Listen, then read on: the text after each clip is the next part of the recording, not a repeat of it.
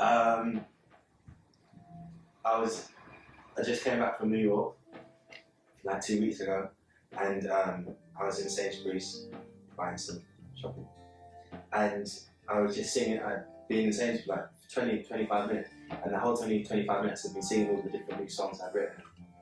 I realised that there was a lot of new stuff to write, but I haven't yet conceived how I'm going to put it out, how I want to do it as a project. But I still wanted to finish that kind of creative cycle and still share it. But I didn't want to do the normal venues I've done before in London or the UK, because I've done loads of them. And it's obviously they're all great, and it's great to see your supporters in that way, but it's nice in a bit more of an intimate place, and it doesn't necessarily smell like rotten alcohol. Yeah, and so I just thought this was kind of like the perfect remedy. It's intimate, I get to play new stuff and obviously old stuff as well.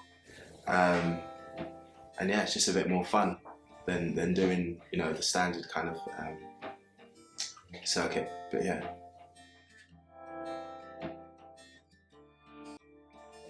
Okay, so my first ever like public performance was like a school assembly, and I was probably about 13 or 14. And then my first ever, I don't know if it was a professional performance, but probably the Bedford when I was about 15. I looked a lot older than I was, so I was just lying. And I played actually quite a lot when I was quite young, so. Probably just when I picked up the guitar, really. I just didn't realise at the time I picked it up it would be a career. So, and even still, like, it's still up and down. You have moments where, you don't believe in it as a career. You always obviously identify with your music, but you know, there's other things I love and other interests I have. But yeah, probably when I picked up the guitar.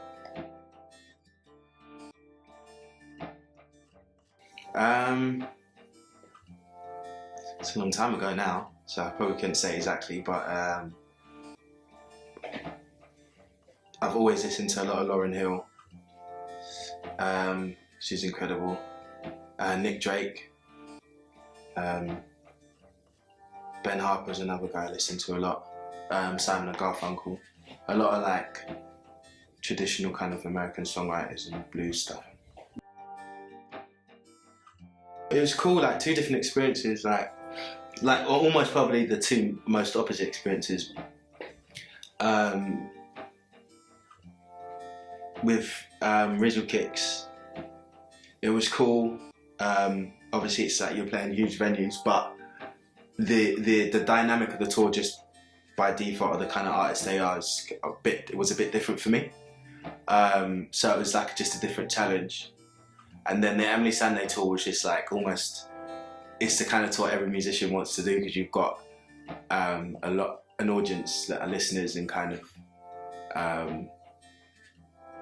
they digest music in a different way. She's got a lot of mature fans, a lot of old people, so that was cool, man. It was great. Just by virtue of kind of being in the mainstream, really, like you're just exposed to different opportunities through the different people you meet, and also just the stigma of being signed to a record label. Like, you can be an incredible artist who has something great to say and to express, but without the kind of machine of a big corporation, people don't really look at you the same way. Then when you do have that, it gives them almost a sense of security or safety.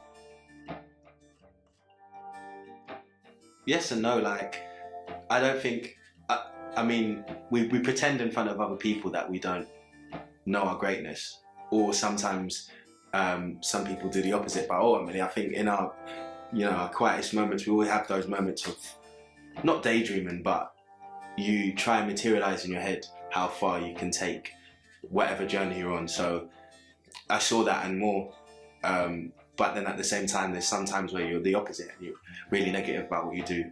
And so I've had my moments where, you know, obviously I do this because I believe there's something that can be transposed, like we all do. So of course you appreciate it when it comes and you work hard for it, but I wouldn't be doing it if I didn't feel that, you know, there was some validity to it. And just, I'm blessed that it's transposing and people supporting it. So Cool. the video's done. It's incredible piece of art by this director, Jack X, and we met on set of it. Another interview actually that's coming out this week with Amuru, and he kind of heard of me and been supporting my stuff for a little while, and he's an incredible director, but we'd never met.